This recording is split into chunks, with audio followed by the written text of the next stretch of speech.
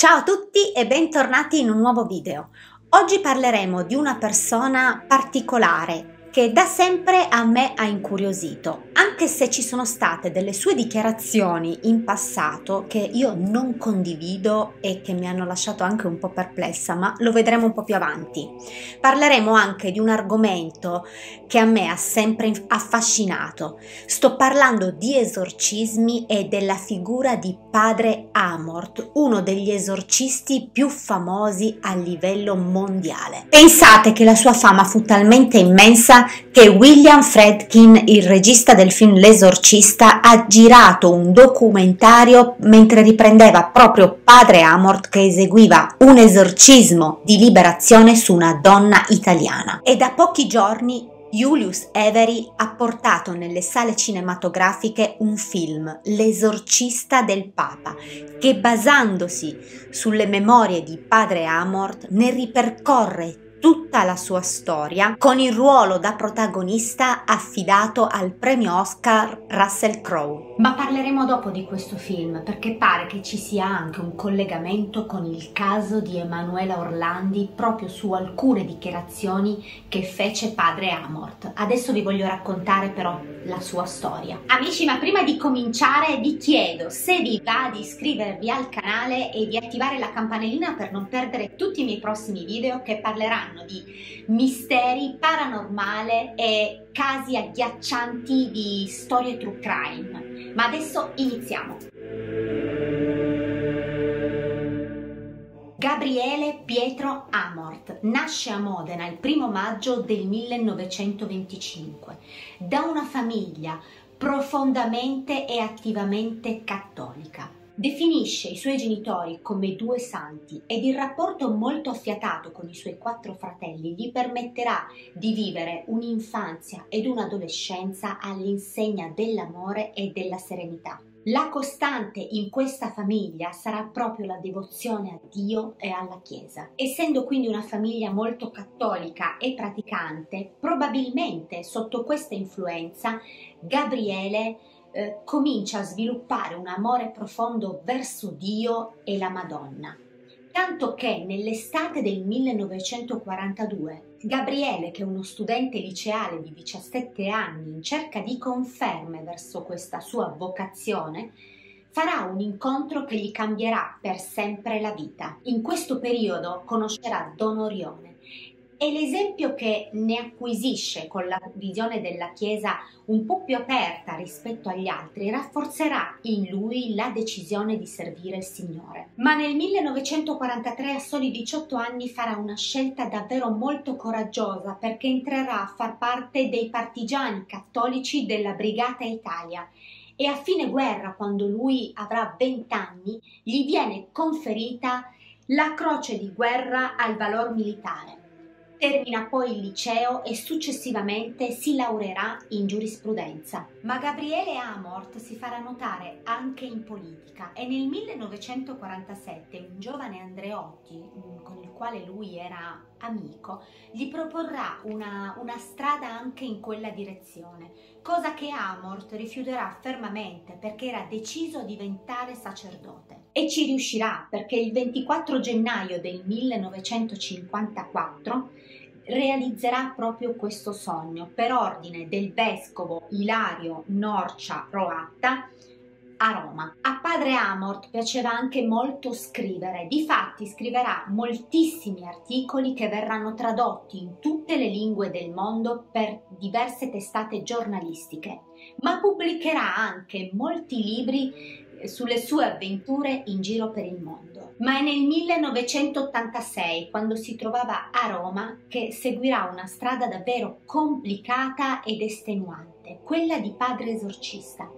Racconterà in seguito, in alcune sue interviste, che l'idea di diventare un esorcista gli venne quando si trovava in udienza con il cardinale Poletti e parlando delle preoccupazioni per lo stato di salute del maestro esorcista padre Amantini, Ugo Poletti propose appunto a padre Amorth di aiutarlo in questo percorso, di dargli un aiuto e lui accettò e venne subito nominato padre esorcista temporaneo. In questo ruolo diventò immediatamente un guerriero nelle mani di Dio e con l'amore profondo che aveva per la Madonna, assolutamente convinto che fosse il nemico numero uno del diavolo, si imbarcò in un'impresa davvero difficile, quella di liberare le persone dalle possessioni del maligno. Collaborò con medici e psichiatri e nel 1990, insieme al padre esorcista Jean Esso,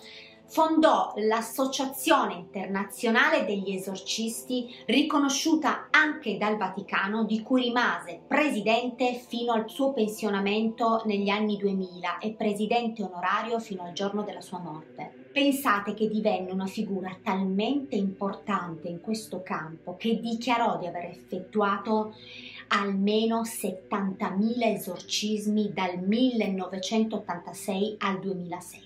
Con una media di circa 9 interventi al giorno, per i quali alcune persone venivano liberate in alcune ore, nel giro di pochissime ore, mentre per altre ci volevano addirittura giorni e giorni per liberarle, e questo dipendeva dalla gravità della situazione in cui erano le persone che arrivavano a lui. Dichiarò inoltre di essersi trovato di fronte a delle vere possessioni circa un centinaio di volte, mentre tutte le altre restanti erano per lo più disturbi demoniaci o malattie mentali. Le richieste che gli arrivavano ogni giorno erano migliaia, ma non riceveva mai nessuno che prima non fosse stato visitato dagli specialisti. Solo dopo si dedicava alla guarigione di queste persone, dopo che la medicina non aveva potuto aiutarli e dava come inspiegabili i sintomi di alcune di queste persone che arrivavano a padre Amorth sotto atroci sofferenze. Secondo padre Amorth, il 90% delle possessioni era dovuto all'intervento di maghi, cartomanti,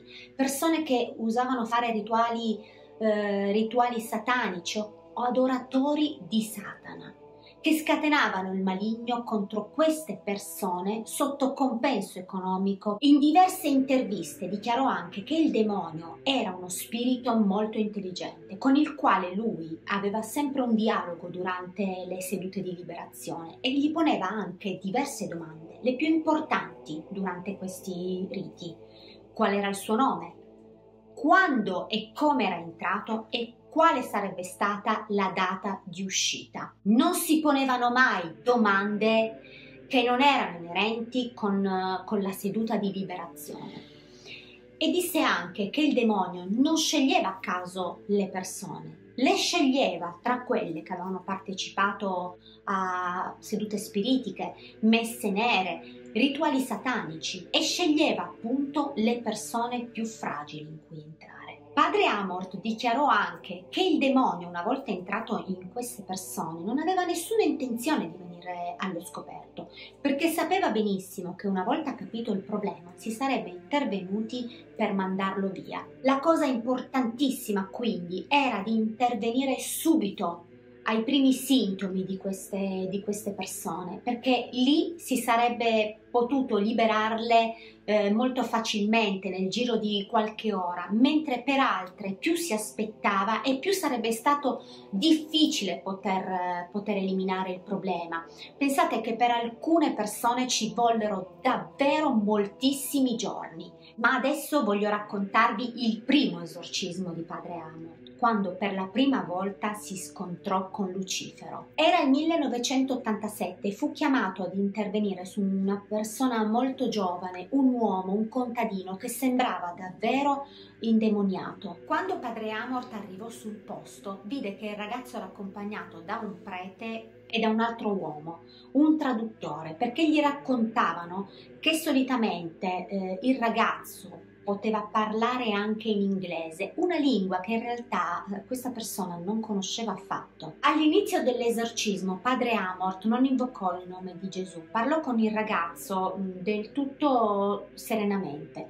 Fu solo quando però parlò in nome di Gesù che questo ragazzo si alterò terribilmente, cominciò a gridare bestemmie e minacce a padre Amorth in inglese. Questo ragazzo era talmente fuori di sé che arrivò quasi ad aggredire fisicamente padre Amorth. Ma quando si arrivò ad una particolare preghiera in latino, comando te in nome di Gesù, il ragazzo sembrò calmarsi, ma quando padre Amorth gli chiese di rivelare il suo nome, ritornò ad infuriarsi, ad aggredirlo verbalmente. Era talmente furioso che cominciò a perdere saliva dalla bocca ed è lì che rivelò di essere Lucifero. Le preghiere di liberazione continuarono, ma il ragazzo non smise mai di urlare. Cominciò anche a far ruotare la testa all'indietro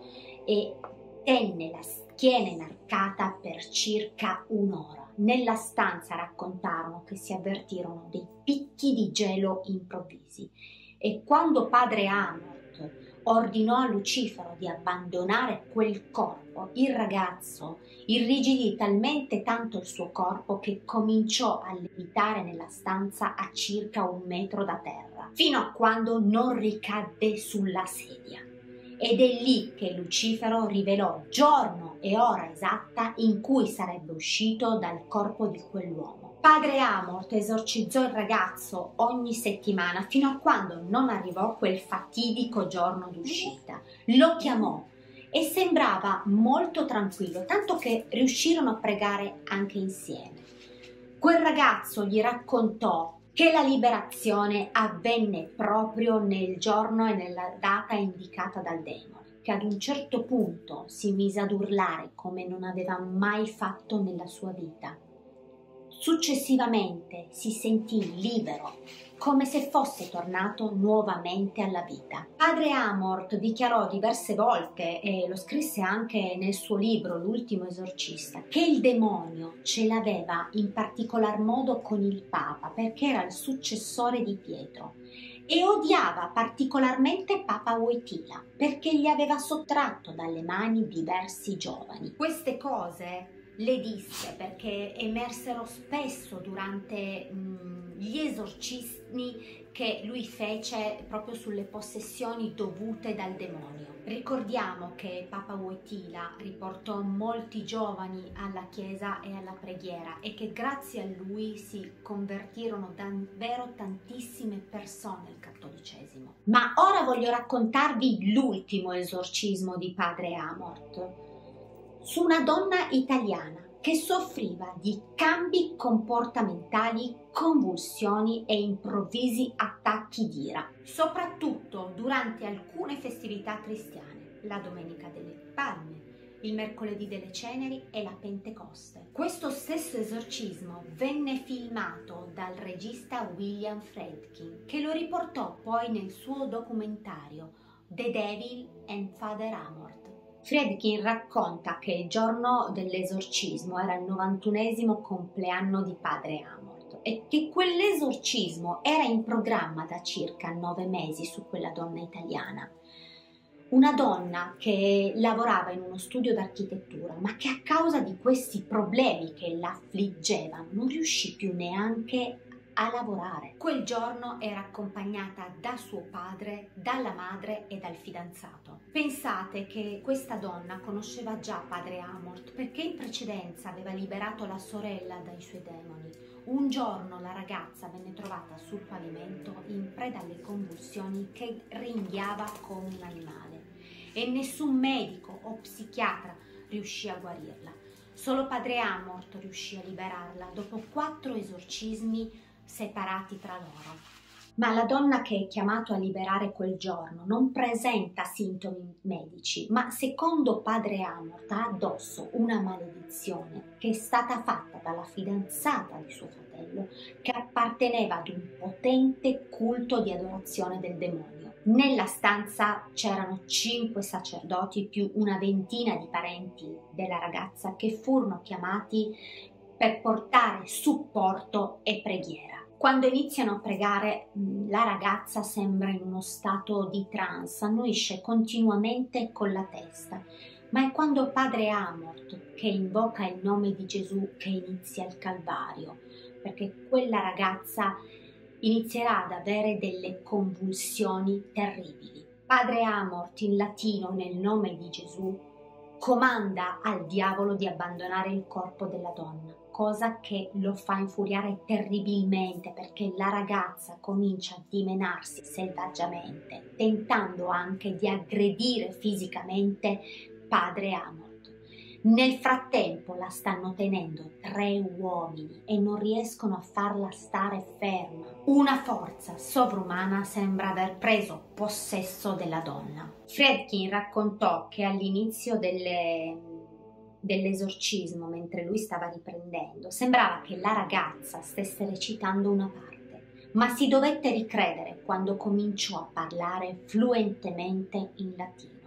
Mai cedere o non toccarla. Queste furono le parole che disse successivamente in italiano e disse anche: io sono Satana. Padre Amorth gli chiede di lasciarla andare, ma risponde mai, perché la donna le appartiene.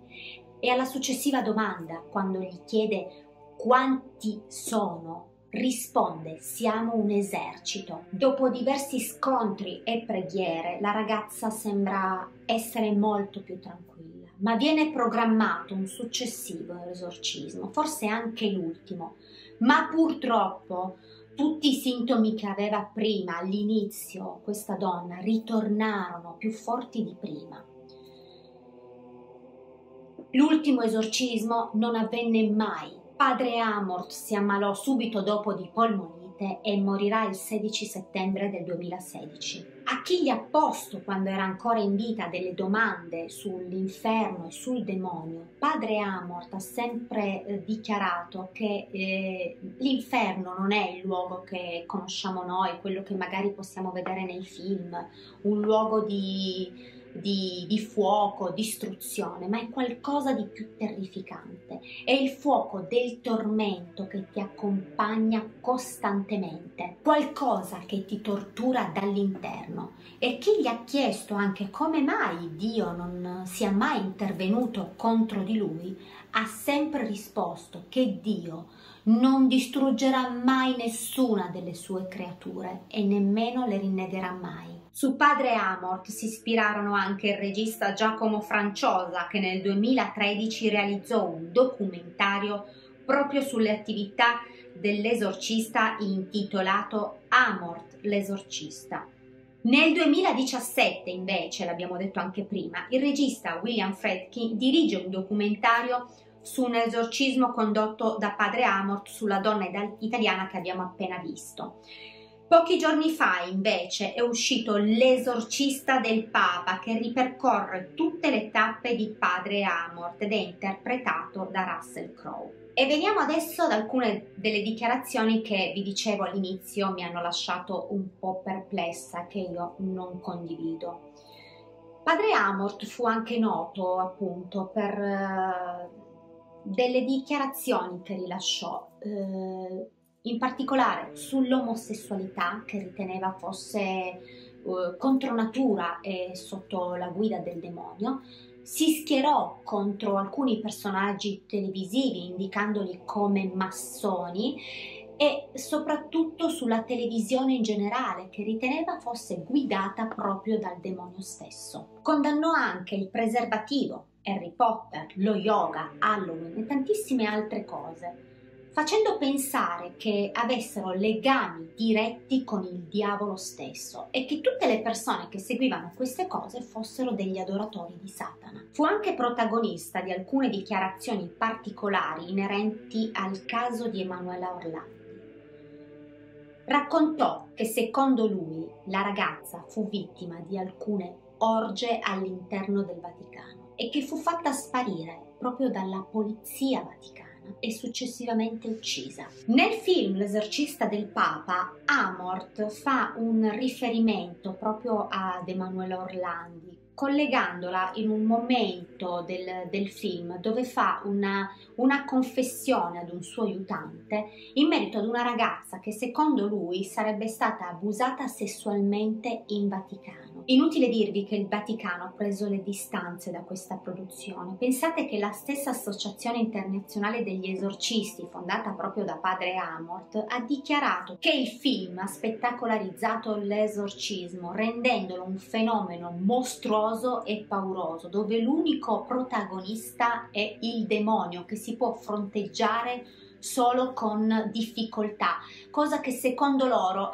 è l'esatto contrario di quello che avviene durante gli esorcismi nella Chiesa cattolica, ponendo secondo loro dei dubbi su chi sia il reale nemico del mondo, se il diavolo o la Chiesa. Scientificamente sappiamo che il 99% di questi casi sono correlati a patologie psichiatriche e che solo l'1% sono in realtà dei casi di possessioni demoniache, anche se non c'è una spiegazione medico-scientifica che possa darci una spiegazione su questi sintomi. Diciamo che la scienza ci dice anche che quell'1% può facilmente essere confuso con alcune patologie psichiatriche come la schizofrenia, il disturbo ossessivo-compulsivo, il disturbo della personalità, ma soprattutto la sindrome di Tourette, che porta ad avere delle reazioni incontrollate e involontarie, proprio come ad esempio le bestemmie. Diciamo che la scienza ci deve dare delle spiegazioni su tutta la linea,